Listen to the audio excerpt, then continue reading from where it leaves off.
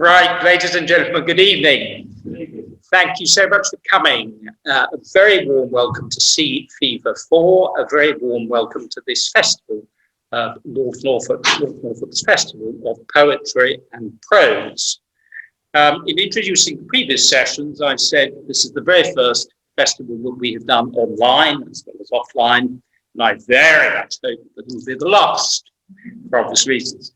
I've decided to drop that line because the online sessions alongside the live sessions have been such a success in allowing people who can't all come to this wonderful facility themselves to enjoy these talks. So I'm sure CP5, little advertisement, when it comes on in May, will also be online. It's a huge pleasure this evening to introduce someone who needs no introduction here. Harry Cory Wright is very well known to everyone, I would imagine, in the room, to many people online because of his work here in the Burnhams here on the North Norfolk coast. But one thing on earth I was going to say about Harry, glancing through The Guardian, it did say, greatly to my surprise, that he was one of the greatest landscape photographers working in this country at the moment. So a little hand for Harry. Now, it's a huge pleasure also to introduce, I think here, but certainly not nationwide and in Norwich, Professor Henry Sutton, who's Professor of Creative Writing and Crime Fiction at the University of Norwich, UEA rather, and he is probably better known under the pseudonym as Harry Brett, the crime novelist. And I think you've published 14 novels, not necessarily under that name. Yes. Now, Harry and Harry have been collaborating since, I believe, 2009, and they're going to explore creatively the nature of this collaboration. Now, whereas most of these other talks I have seen or heard before in some form or another, this is going to be a complete surprise. I do know, though, it will be a wonderful success. One final point before handing over to Harry and Harry. This function, the whole festival, would not be possible principally without the generosity of Hazel's Store, our sponsors, the local solicitors, but also the generosity of the Maltings in providing the venue and the generosity of all the speakers, particularly Henry and Harry this evening in giving their time for free, as of course does the festival. Ladies and gentlemen, Harry and Harry.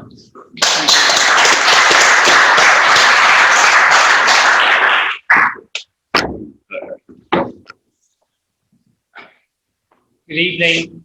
Thank you, Jim. Thank you all for coming here. I don't know about you, but it seems slightly weird. This is the first live event we've done for, well, I guess 9 months nearly. And it's amazing to be here and to be among real people rather than just sitting at my desk looking into a screen. How many Zoom calls do you do a day? Too many, a lot.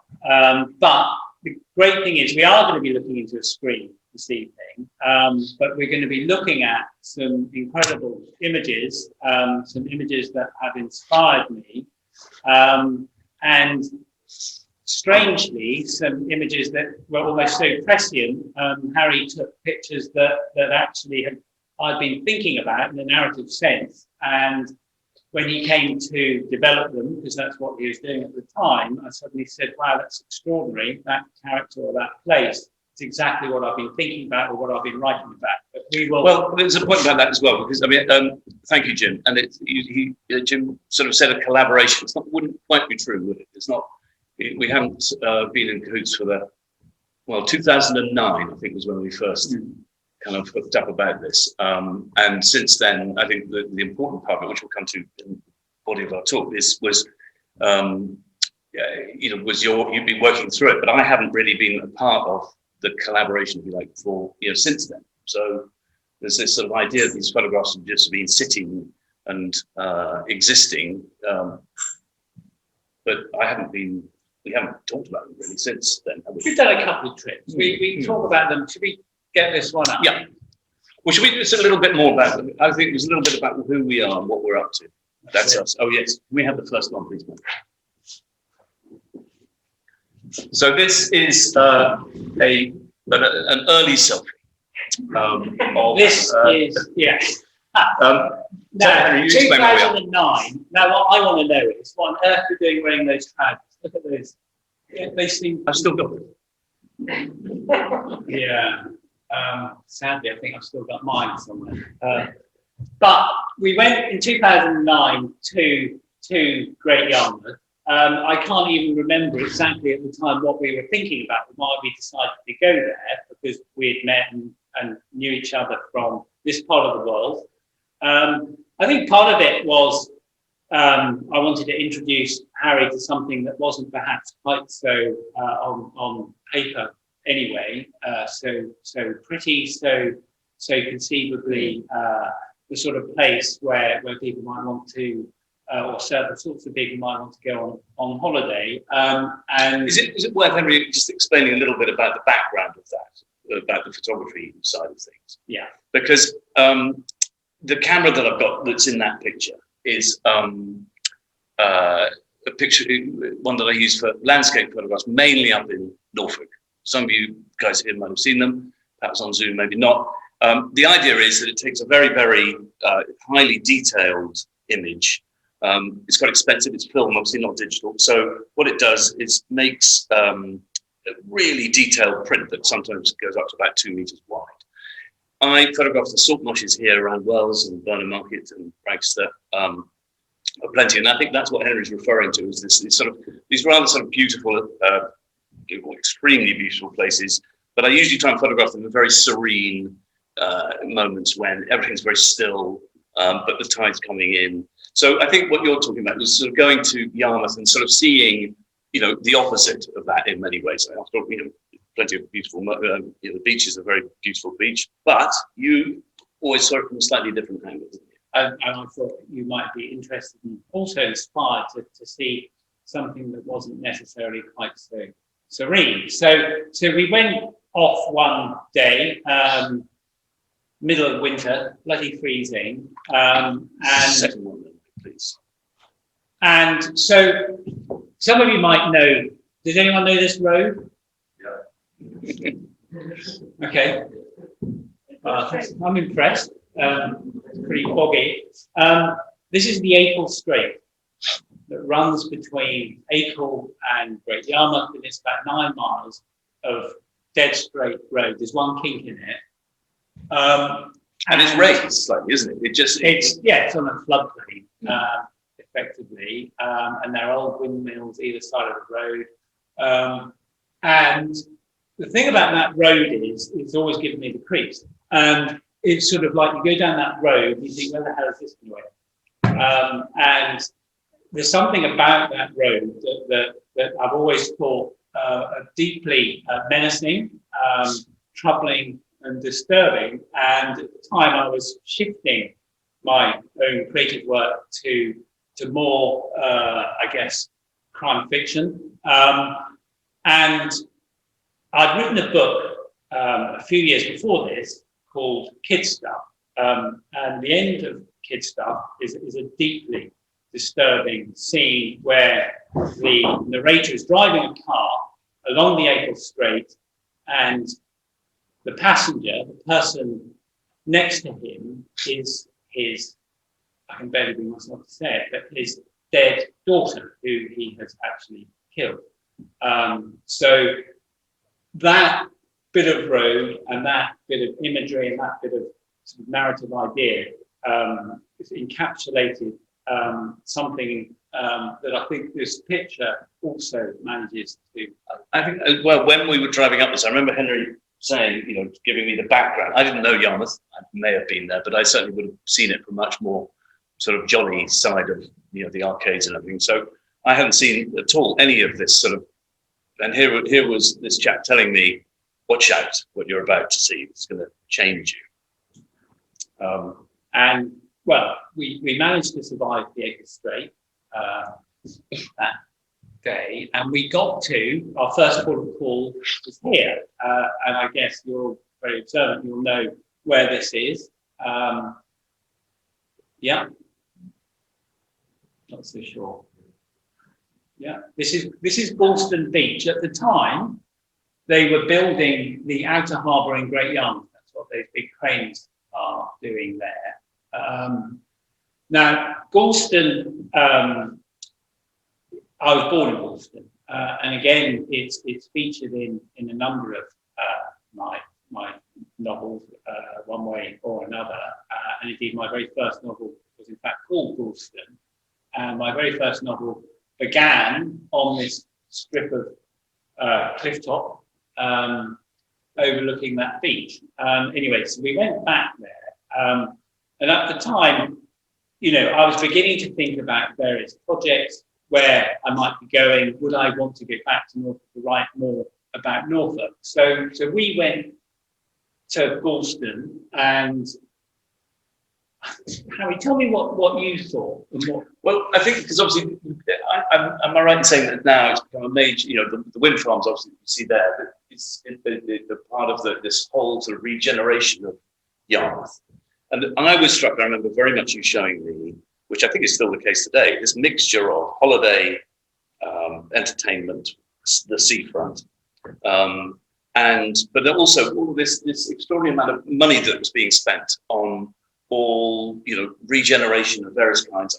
Is that called Galston Port? I really under. Well, it's very right. And that's Galston Pier. You can just see that bit there. And as I said, that the outer harbour they were building was provided for by huge EU funds. Actually. And I think, if I'm right in saying that had just been done that year. Yes. It felt very fresh when we arrived. So I remember very much having this feeling of these sort of two worlds colliding in a sort of money, whatever. But I didn't know, and I suppose this is the important bit, that I didn't know at all that you had work. This is in 2009, I think. And then this second trip, this was 2016. Right. But I didn't know that you were writing the first trip. I didn't know that this was going to be that these were going to become. Neither did I. Right. That is quite interesting. These things take a while to ferment, so to speak. Now the next picture. This is from a later trip. I after that first trip to Galston, then onto Yarmouth, and some of the pictures will merge here for you, so you can get a sense of both. I wrote a novel called My Criminal World, which was about a crime writer struggling to write his next novel. The crime writer is one way or another a reluctant crime writer who doesn't like writing violent scenes, and at the time, violent crime, there was actually a whole movement, and people were calling it torture porn and things like this, was extremely popular. It was about all that was published, or certainly published successfully. But anyway, this crime writer just couldn't really go down that route. He couldn't bring himself to write about anything that violent on the page, and in a way, that's sort of where I come from. And his agent would keep ringing up saying, "Oh, he's just going to make something happen, make something happen a bit more violently," so on. He couldn't really do it, but the novel he was writing, that novel, My Criminal World, is a novel within a novel, and the novel he was writing was set in Great Yarmouth, and it featured a couple of bent coppers, Britt Hayes and her partner, Harry Jones. And those characters and that novel within a novel, I thought, sort of was doing something that wasn't normally the sort of thing I would do. It was a bit more violent. It was less involved in aspects of interiority. The action things moved a lot more quickly. So those characters stuck with me. And time went on, and I thought, actually, what I want to do is write a crime series set in Great Yarmouth. So those characters came to the forefront of my mind, but also not only those characters, another character emerged. And this other character was someone called Tatiana Goodwin. And in my mind, Tatiana Goodwin lived on Marine Parade in Galston, which is the sort of posh bit, in a big house, not unlike this house that Harry and I van on our second trip, with her husband Rich and her 3 kids. I mean, I'm trying to remember when you said at this point, photograph that house, or I could, because the Tatty existed. I hadn't read obviously any of your narrative at all, but there was extraordinary. Okay, so one of the things to remember here is that the 2 of us visited this place together. Henry gave us some brief about sort of the overall thing, but we weren't looking specifically. There wasn't the idea, well, you go and take me some pictures that will then become, we should more just an overall, let's go and just look around the place and see what we see.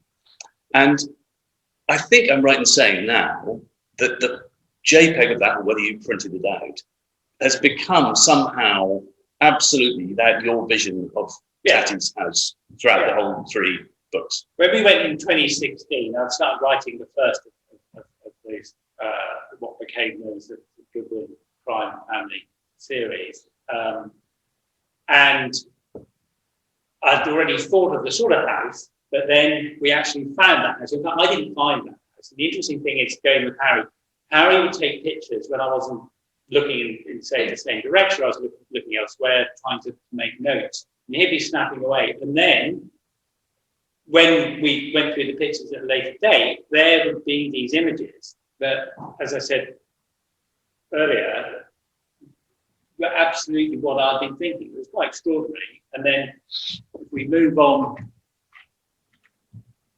So this is the river Yare, or the mouth of the Yare, which effectively splits Galston, which is that side, to Great Yarmouth, which is over on this side. And it's still an industrial working port. So while we were wandering around taking more pictures and just having a look, ideas began to develop in what would my characters be doing in Galston, in Great Yarmouth, in 2016, 17, 18. And I made a decision right at the beginning that I wanted it to be about a crime family. I wanted it to be from the perspective of effectively the criminals. As Ian Rankin called it, effectively the Sopranos in Great Yarmouth, which was exactly what I was aiming for. And so you then start thinking, well, how would, like one of the key organised gangs or crime bosses in Great Yarmouth make their money? So you then begin to work out ways that they could generate money. And a lot of the money that my crime family made came from spin-offs from various regeneration funds. So at one point, my crime boss was actually head of the local regeneration board and siphoning off huge bits of EU money and state money. And also the thing about Yarmouth too that he liked was that it was the sort of place where you could hide away because not a lot was going on. But certainly, when you read them, you're aware of all of these sort of dead areas that can sort of soak up money and interest, and it's very blurred, all that sort of thing about what exactly is going on. I mean, how your knowledge of the place is absolutely enormous. I mean, I was just looking now for the moment when Zach, in Time to Win, when Zach drives out and goes to look to go and score some drugs, I think, and your description is absolutely, I mean, imagine if I went there, I would absolutely see him going past this bar, that thing, that ride. I mean, it's just brilliant. How long did you spend? I mean, Google Maps. Really? Is that right? It's so brilliant. Well, you sort of know a place, obviously, and it's actually very important to go to that place because you soak up the atmosphere, which is why also these photographs are absolutely key. Yeah. But nevertheless, when you are navigating the real world for your fictional characters, Google Maps can be really handy. Though you can't overdo it, because I think I've had some Amazon 1-star reviews saying, it's not correct. No, it's saying it's correct, but boy, does it get boring. Right. We get sort of one straight after another. Do we need to know exactly? I don't know. It's absolutely fascinating. In fact, those one-star reviews complained about three things really. One about too much street view. The second about the swearing in the novel. Why is there so much swearing? You think, well, they're fucking criminals, for God's sake. Criminals swear. So there's that, and the other thing they didn't like was the weather. What the hell can you do about that? Have you been to Yarmouth? Yeah. It doesn't matter whether it's February or June or September. But there's an intimacy to it. Zach, one of the Taffy's son, he's just his knowledge of him, of his own history there and the rides that he liked. Yeah. That kind of deep immersion is that's you knowing the place. Well, it's the family group lived there forever. Tatty, in the novels is in her late 40s, early 50s. And I should just say, the first novel begins with effectively the murder of her husband, Richard Goodwin, who is or was the criminal mastermind. He dies. She's left with her three grown-up children who, one way or another, are sort of in sort of semi-legal employment. In fact, the father had steered them towards careers that he thought would help his criminal empire. So the eldest son, Ben, was sent off to the city to become a foreign currency trader. He thought that could be useful. The middle daughter was sent to law school, became a lawyer, and the youngest son was going off to Durham to do sports science because he thought that he'd be the muscle could manage that aspect of the business. But none of that, of course, pans out. But the thing that does change or happen is that Tatty, who, for one way or another, had spent years and years and years trying to avoid the situation, what her husband really did, what he meant, and she would knock herself out on all sorts of tranquilizers and sleeping pills and the rest of it. But the husband dies, and she thinks, you know what? I'm smarter than he ever was. I'm tougher. I'm more ruthless. I'm gonna show everyone how to run an empire, and that really is the journey of the thing feels so. What you described is a very real. It feels like a very real scenario, and I think that what is extraordinary to me, particularly over the last few days when we've sort of pieced together the pictures to what we're talking about, is that the grittiness of your narrative is sort of so equivalent to the sort of gritty realism of a photograph. I mean, we'll talk about this later, but there's a couple of things coming up. So honestly, if we just move forward, Harry, next one, please, Mike. That image, for instance, what were you thinking when you saw that? What did that say to you? Well, blue and rust. I mean, I don't know what those things are for at all. But I think I always had in my mind you saying the opposite of here. Now, of course, we live in Wells, which is a pretty real town. But for the most part, I'm concentrating on the delights of creaky salt marsh, and what I photograph is nice. We want to be there. So I was definitely looking for things that frightened me. I think it's quite important to say at this point, when going round Yarmouth with Henry, it was quite extraordinary because obviously your mind was like whizzing away, thinking ideas. I imagine there was you had the outline of a plot, but all those little details of what make the story, fizz. You were working those out. So we would walk along the street, and I would go, "Oh look, there's a pub, or there's some." And Henry would go, "Did you see that? Did you see that chap walking along the street? He definitely was going to go." I mean, there's a particular picture later, but I mean, coming in a minute. But even so, that everywhere, this ship was definitely. Sorry, the ship coming up. Next one, please.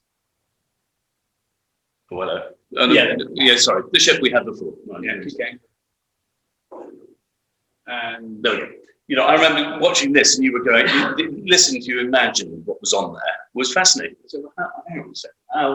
How do you know any? Because my world is fact.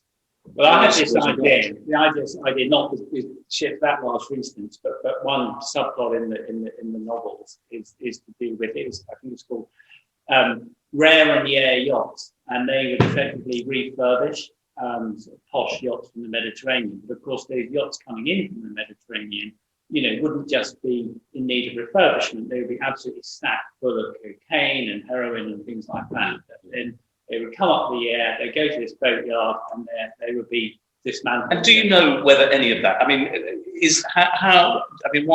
what are the crime levels of yachts? Well, do you remember a few years ago all that cocaine that landed on the beach? Oh yeah, it was washed up from a boat that effectively they reckoned that people were chucking out because they were being watched. Yes, of course it goes on. I think I spoke to quite a lot of local coppers. The most interesting person I spoke to for the whole trilogy was a top criminal defence barrister about how criminal gangs operate. And he said two things that really stuck in my mind. One, that actually the structures are really tight. They're really small. At the top of those gangs, you have 2 or 3 people who know and trust each other. And he also said that if because I said to him that I've got this idea, I want my key character, crime boss, to be a woman, and I want her prospective business partner to be a gay man. And he said to me, he said, yeah, possible, but he said they have to be smarter and tougher than anyone else, because otherwise they would never have got to those positions, being effectively in that world minorities. And that, of course, inspired me hugely. But great, I'm going to make these people, really tough, really smart, and it was inspirational. But as Harry was saying, if we just where are we on the next board? Keep going. Okay, we go here first. So here what's first. that? We found that driving around this anonymous looking sort of weird 19 like. Henry, up here. Isn't that opposite your? Sorry, my mistake. The one of the Harry. Yeah, that's the one. So this is opposite your grandfather's smokery. Is that right? Great grandfather. That's right. Actually, okay. There's another little twist to this tale. In Great Yarmouth, there's a road called Sutton Road, which is named after my great grandfather, who was he began as a herring fisherman, trawlerman, and he built up a pretty sizable fleet pre the Second World War. So yeah, there's a Sutton Road in Yarmouth, and we go there with my family every so often to take pictures by the sign. It uses us, but it's a pretty dilapidated road right now. And anyway, just across the road from there is this building. And this struck me as exactly the sort of building that if you wanted to run a criminal empire without shouting too much about what you really do, this would be the sort of block. So that image, when I was writing the books, I'd always think of that building. This would be where their offices were, and also quite a lot of empty space. And when you say that, so like, for example, there's a moment when they meet, Simon and Tatty, two people meet, and the car pulls up outside, and you can hear the sort of screech of the thing coming to the hall. How visually accurate would that be to? You're right in a way. And sometimes you sort of, you use a bit of license. Oh, cool. That's my favourite. Things like the fencing here, that in my mind probably wasn't there. This would have been a sort of carport.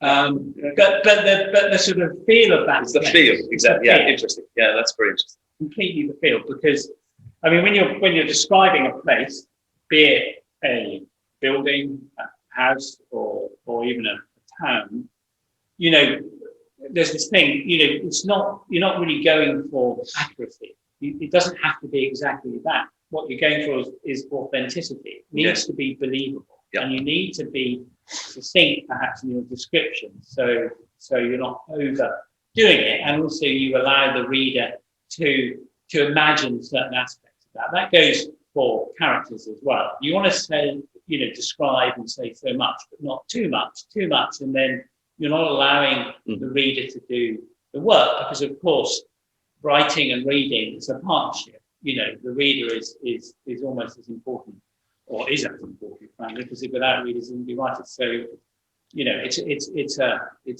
dialogue. You talk about character, a good moment to introduce Frank, which by all accounts comes, this photograph, the next one, please, Mike. Yeah. So this was totally serendipitous, wasn't it? So this is on our second trip. So I think I'm right in presuming you already had Frank in mind. Yeah. But so Frank is a character in when you Frank is Patty's right-hand man. He used to work for Patty's husband, Rich. He's incredibly loyal. He also has a sort of fatherly role for their kids, and he lives in a suburban part of Yarmouth, and he is a keen gardener. but it's also a bit of He's also their henchman. He completely anyone who gets in their way, he will deal with them.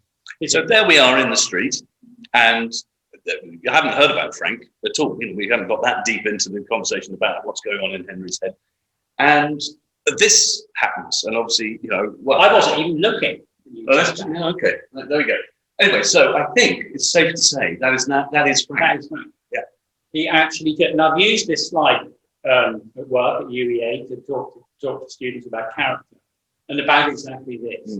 I'd imagined this character. He looks exactly like that in the book. He's big, he's bald, and he drives a Range Rover. So hang on a second. So it couldn't be. I mean, so how much of the character in its development? He was big, bald, and drove a Range Rover before I ever saw that photo. You must have made it happen. So that's the most extraordinary thing. And do we know who this character is? It's not someone stood up at the UEA and said, "No, this is the slight worry. You could libel someone, so we have to be very careful how and where we show that image." Because of course, what do you say, incidentally? This is going on Zoom, so it's not being recorded. What is it you're obliged to say at the beginning of these things? No characters, and do you do that? You have to. That's not a libel, but I mean, I think there's some fine print in there somewhere. But yes, I mean, it's everything in there is fictitious, etc. And any character, any resemblance to a real person is by accident, etc. Libel is really quite important, particularly actually in the crime writing world, because people do make mistakes and real people do crop up and saying, that's a really deeply unfair description of me. In fact, there's someone I know, local writer, who happened to on one of his novels, and he had this criminal character. Gave this person a name, and this person cropped up and sued him. And he couldn't work out for ages how he managed to use that name. And then he thinks what it was. He was reading, something in the news, and this name of this criminal kept recurring. And years later, when he was writing his character, that name sort of came to him. Yeah. So what I do now, actually, I Google the names, just in case, someone isn't out there called that doing horrible things. Can you just one thing, so any trip you did to Yarmouth would have immediately, as you went up the Oaken Strait, you would have got your juices going, getting ready for immersing yourself in your crime world. Yes. Is that something you could apply if you came to Wales? It would be. Has a crime novel been written on Wales? I imagine. I don't know. Anyone know whether that's been the case? But it would be fascinating. I'd be interested to go round. Eddie Griffiths writes a lot. Right. Okay. There you go. Jim Kelly from Ealing. Jim writes stuff set up here. But could you do it? Could you adopt? Do you find yourself adopting that attitude in other places you might go to abroad or whatever, or is it just that you do keep it tightly within the. Well, it's a good question. So I think it's a question, what sort of novel do you want to write? What sort of fiction do you want to write if you want to write fiction? Yeah. And for time, that's the sort of fiction I wanted to write, and I still do to a degree.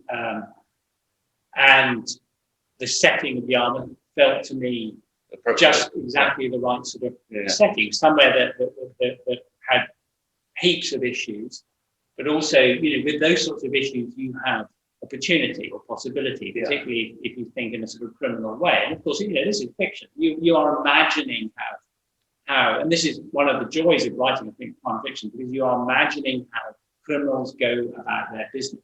Yeah. Now, as opposed to, say, literary fiction, which I've done a bit, but whereby what are you trying to do there? You are trying to imagine how it is to be a super sort of empathetic, sensitive, resourced, well-read character.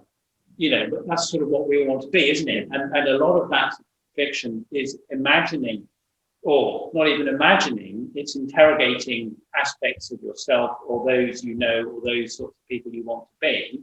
And it can become very, very introspective. It can also become very observational. Part of the appeal to me and things like, series crime fiction is the emphasis on story. It's the emphasis on characterization, strong characters, but also characters that are active. Now, I talk a lot about this at work, the idea of passive and reactive characters versus, if you like, active characters who are doing things. And it's remarkable if you read a book, how often you might notice actually that character isn't really doing very much. They are just being reactive, albeit possibly in a very enlightened way, but nevertheless, they aren't necessarily doing anything or moving the story forward with an awful lot of oomph. So, that to me was interesting. The other thing I think, Harry, possibly was the sense that having, I was born there and, lived there till I was 7 or 8. And, I had this sort of complicated family history there, and it wasn't necessarily a comfortable place for me in relation to memory, in relation to the place itself. Actually, I was writing a lot of this thing out of a sense of sort of, if not horror, then cathartic. Well, no, it wasn't cathartic, really. I think it was because it was out of a sort of extreme, I don't want to use the word hatred, that's not quite the right word, but out of a sense of, I felt strongly about it, strongly enough to write about it, but I don't think I felt strongly about it in a hugely positive way, if that makes sense. So, whereas the stuff I've written in Norfolk comes from a different place, and we'll get to slides in a bit. What have we got next? We have a little bit more of amusement. Yeah, I think so. Yes, we've got the pier here. Sorry. Let's just go on to that. That one, please. Yeah. Sorry. So this is you, isn't it? This is me having a bit of fun. Quite. I think not long before then I've done that book Chip Shop, which is all pictures of kind of bright colours and things of which this Norfolk coast has in spades, still does, which is just brilliant.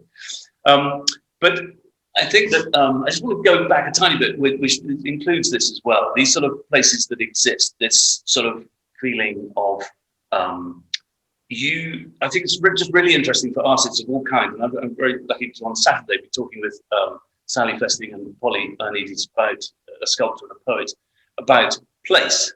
And I'm just intrigued by, as a writer, how you go to a place and you immerse yourself in it, but in a way, that's what artists do. And, and to see the process of writing going on in a place is so different to a reactive thing, such as photography, where you look at something and you go, gosh, and you just take a picture. It's a very singular relationship. But and a sculptor might do the same, and a poet. But as a writer, there seem to me so many complicated threads to go backwards and forwards between the reality of the place and how it inspires, and then you feeding it back. It just seems a very, very interesting extremely complicated relationship with the place.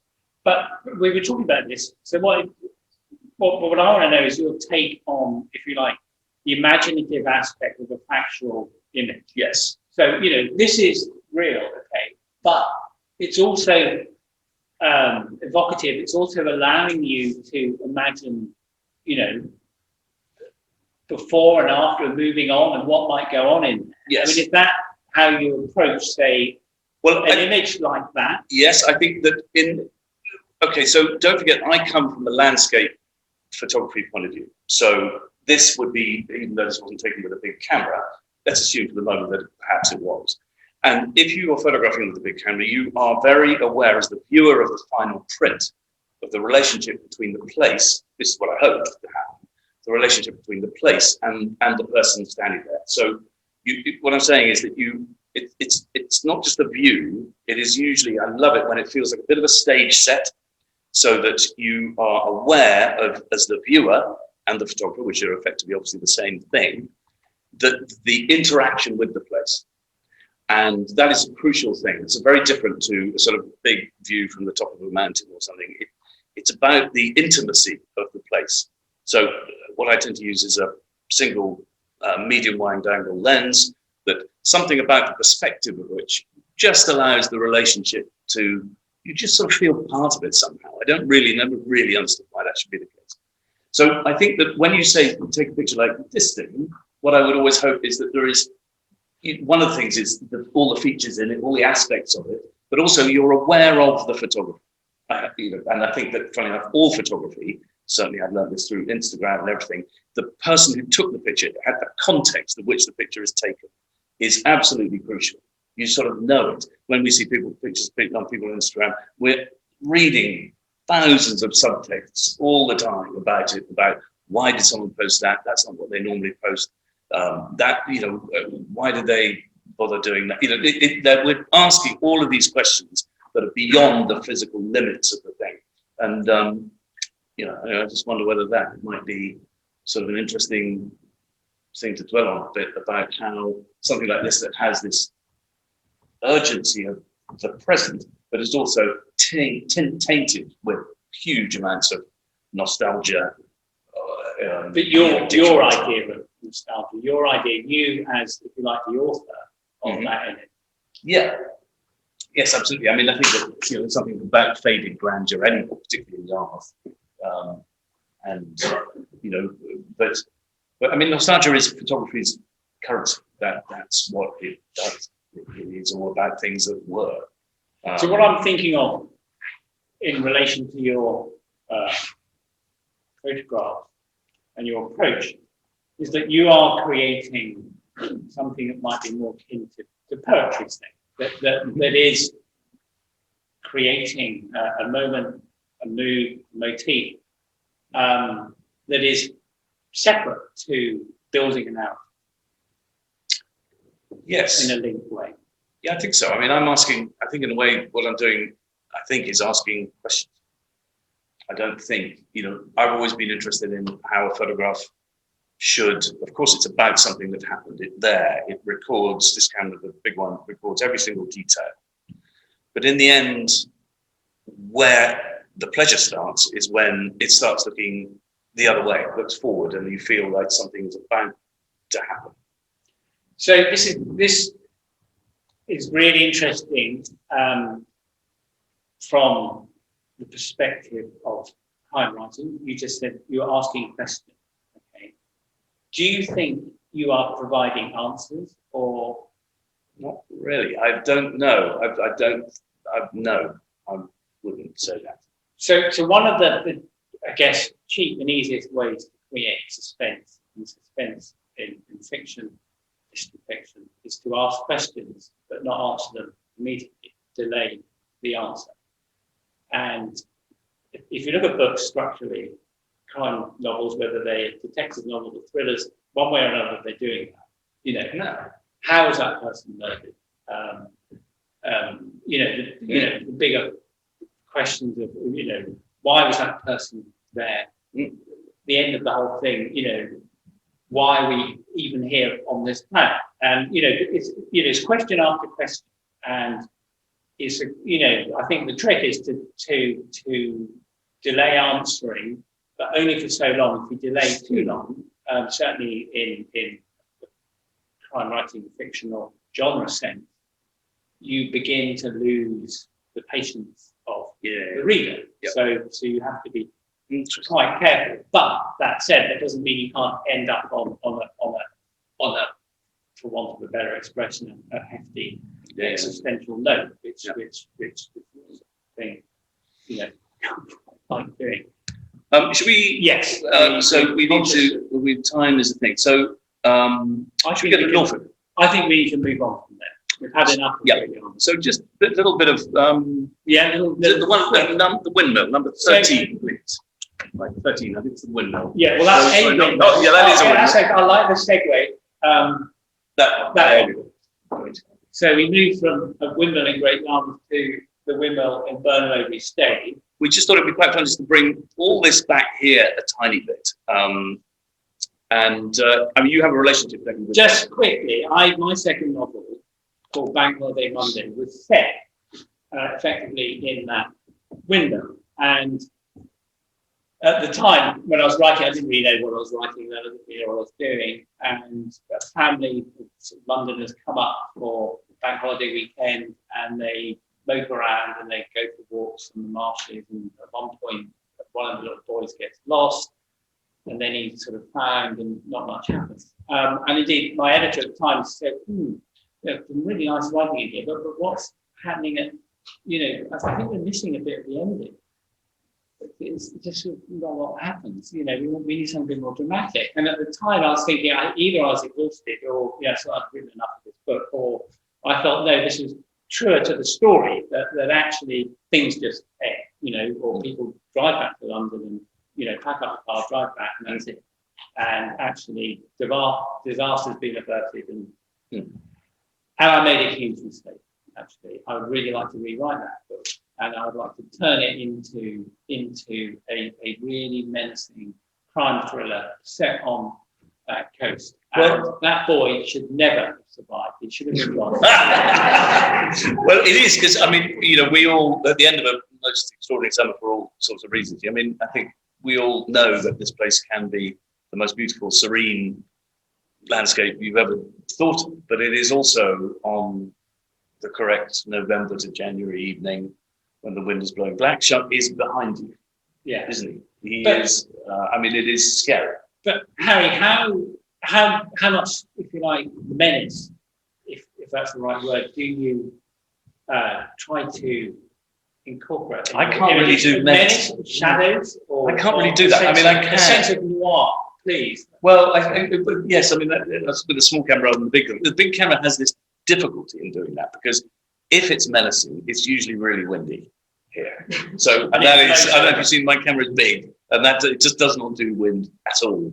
And I've tried building kind of big kind of wind breaks and things, and up in North US, I remember building one out of pallets. And it took me 2 days, and it was the picture was kind of all right, but nothing fantastic. So I mean, it's complicated. So I sort of bank on serene. So I wait and watch the weather forecast and look for high atmospheric pressure when there's no wind. But that said, I just realised all the pictures I have of yours, all that marabou, it's not swaying. No, it's not. And there's another photographic reason, which goes back to what I think about detail and fact, which is that I've always tried to have a sharp enough, fast enough shutter speed so that it freezes all the scene.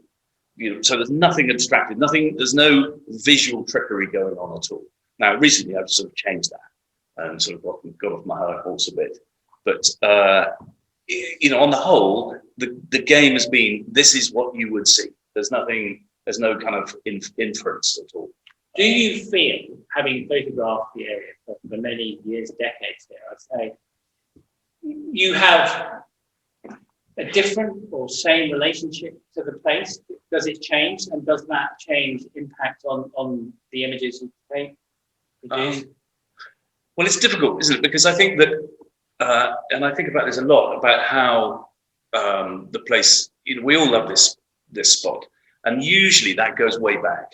I think that we all have, and there is a great sense of find loss, love, loss. Loss is a major. I've been.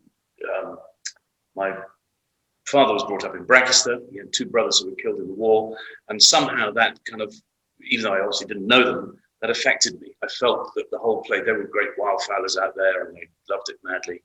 And I've always felt that sort of part of the place. So there is an inherent sort of sadness that goes through all of it. But that said, it's provided more delight than you could possibly imagine, this place for me and for all of us, I think. So, but I don't know. I'm just intrigued by it. I'm intrigued by it in a very spiritual kind of way, about the ebb and the flow, very straightforward things that just continue to fascinate me. So it certainly never stopped providing delight.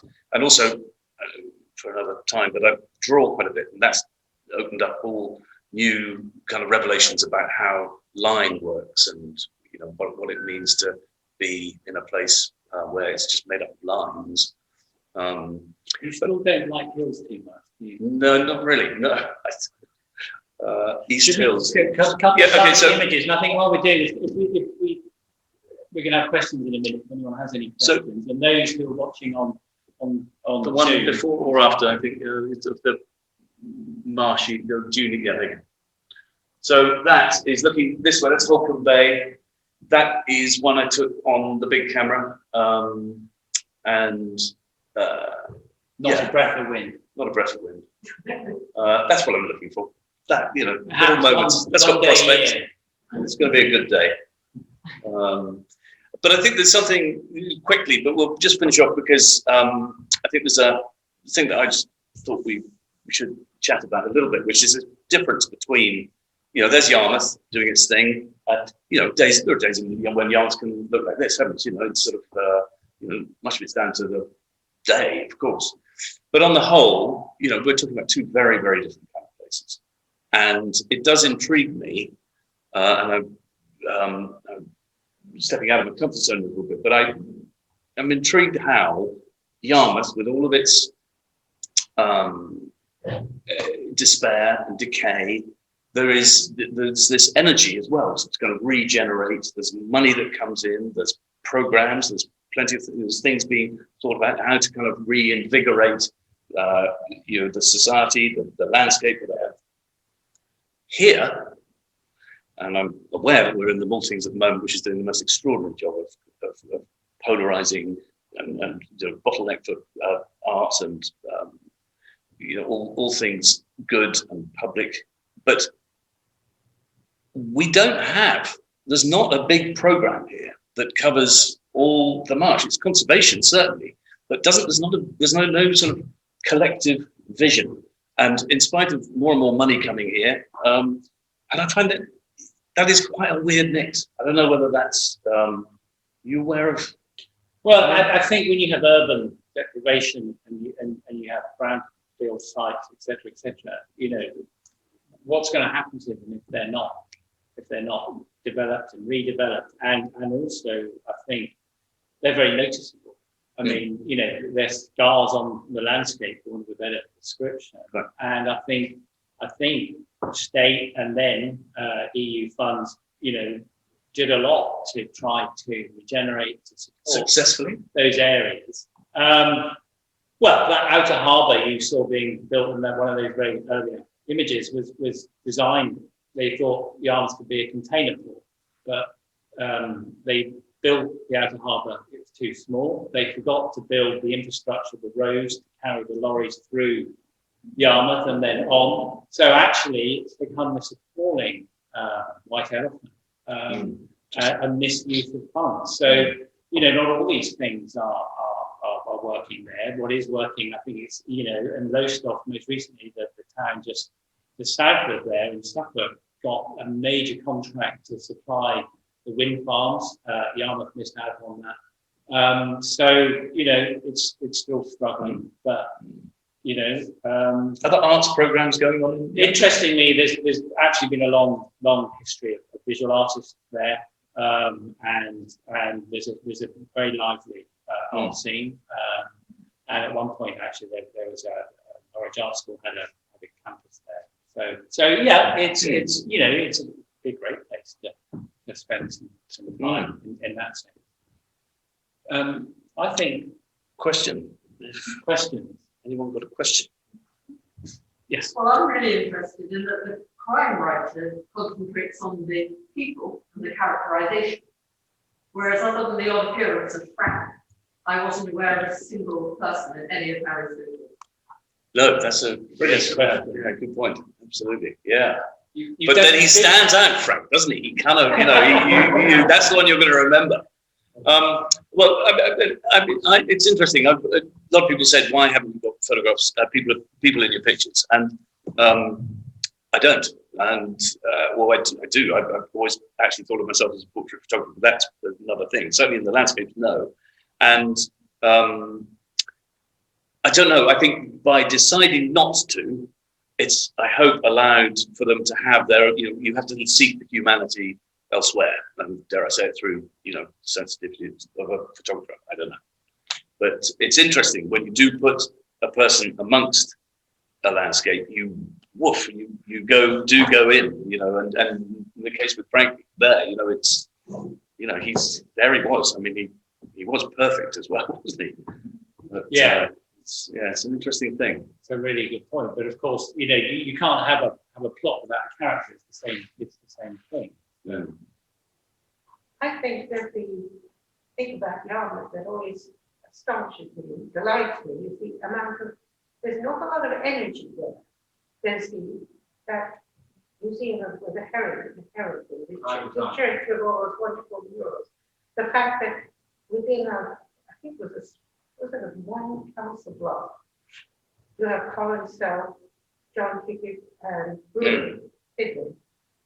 Yeah, that's right. The real energy. Yeah. Growing up, Yeah. and really great artists, all of them. Yeah.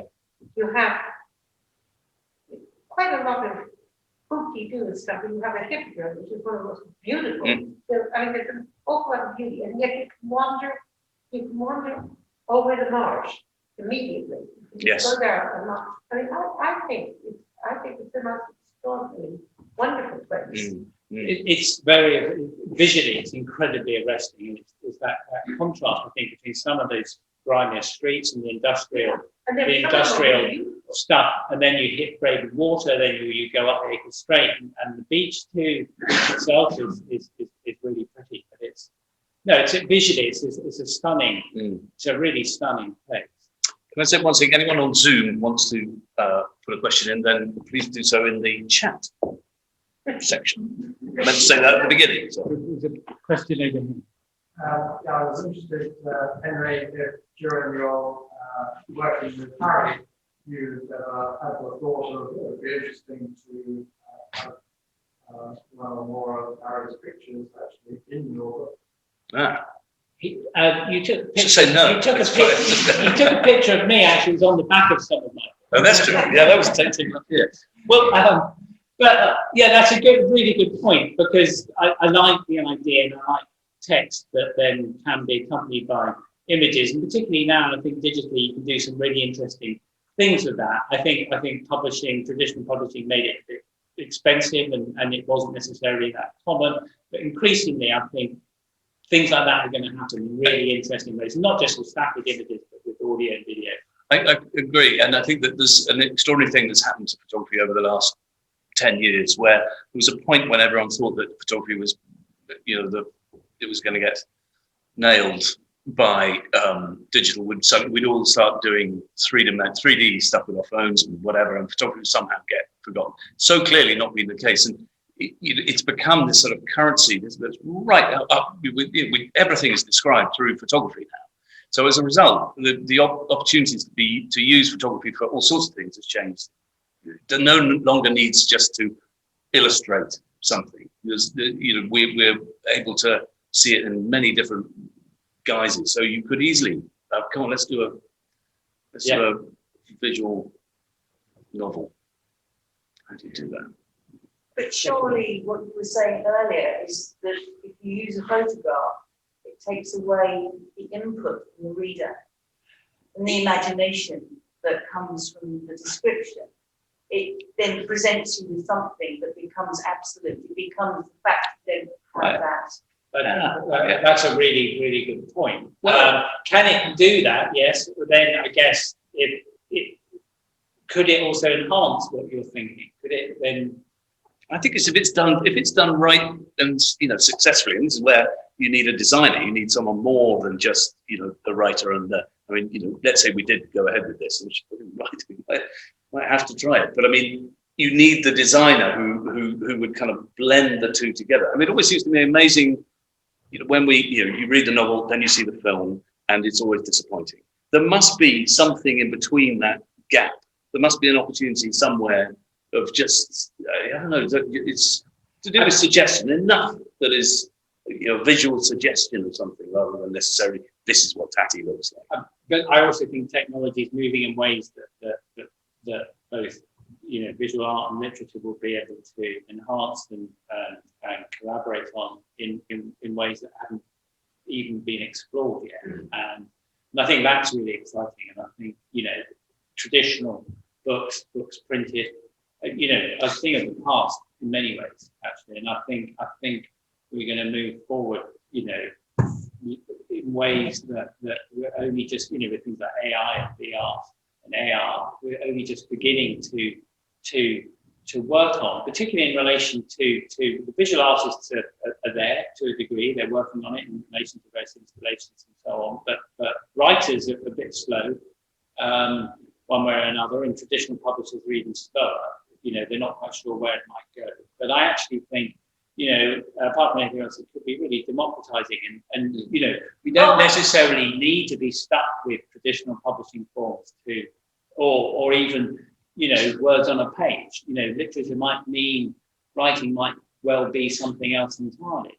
No, I actually agree that I think sometimes you've got a book with a photograph that can actually spark things that you might not have seen when you were reading the book, like the picture of the windmill. Mm-hmm. I mean, I thought that was quite a menacing picture. Yes. And that the scar. Yes. Given that there was nothing moving, just the whole image. That would be brilliant in a book because it evokes the sense of place. I think he needs to go out into a gale, doesn't he? Yeah. But I think there's another thing as well, which is we're talking about how you perceive a photograph, but also a photograph. As soon as you disassemble a photograph by putting it into black and white, or just taking away, particularly what the big cameras are used, which is extremely literal. As soon as you dismantle the color, the tonality, it slowly morphs out of that level of whatever it is, honesty or truth, and perhaps that's when it becomes much more suggestive that you can. I mean, this is obviously becomes difficult with people because when you read, you like to conjure up your own vision of what someone actually looks like, and obviously that is more complicated to think. But certainly in terms of a landscape and a place, you can, I'm sure there are ways of it becoming something that's suggestive. Any others? Do we have any chat questions? No. Okay. Do we have any more? We're probably very short of time. If we have one more or.